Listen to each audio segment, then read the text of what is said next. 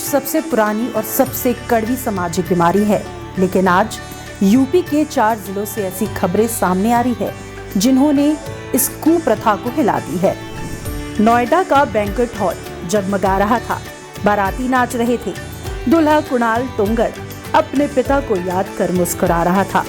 कुणाल के पिता दहेज के कट्टर विरोधी थे।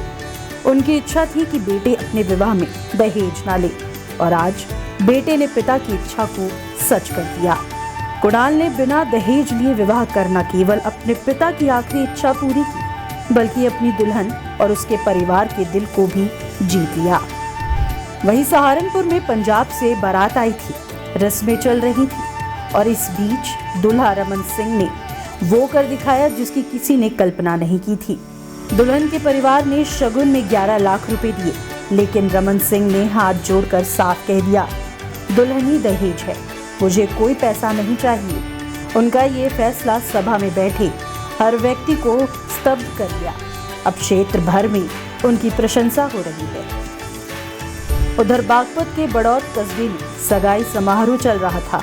लड़की पक्ष ने रस्म के तौर पर दूल्हे रक्षत राणा को 21 लाख रुपए का चेक दिया, और रक्षत ने बिना किसी हिचक सबके सामने कहा, दहेज लेना गलत है, ये समाज के लिए जहर है।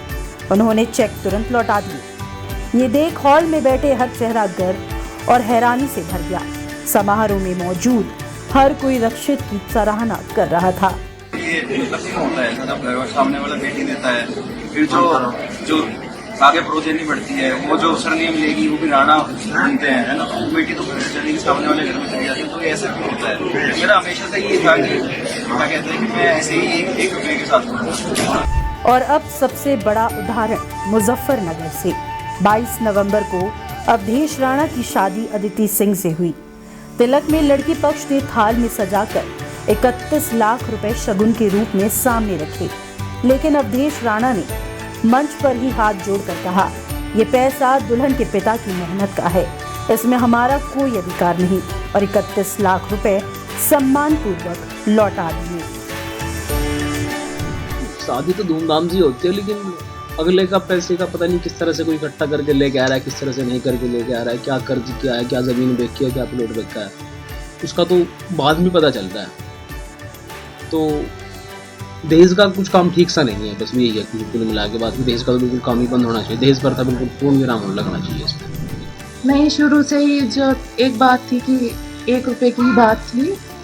जब मेरा रिश्ता तय हुआ था कि हमें तो 1 ही रुपया चाहिए, फिर भी मेरे नाना जी ने देखो जैसे मैं शादी की है तो उन्होंने अपने हिसाब से जो उन्होंने ठीक लगा उन्होंने दिए, पर यहाँ में जो ससुराल वाले थे उन्होंने फिर भी 1 ही रुपया उठाया, उन्होंने कोई दहेज नहीं दिया।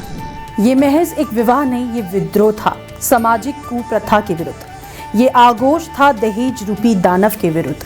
ये वो क्षण था जिसने पूरा माहौल भावुक कर दिया। लोग खड़े हो गए, तालियां बज उठी। अवधेश राणा का संदेश साफ था, दहेज नहीं, अपनत्व चाहिए।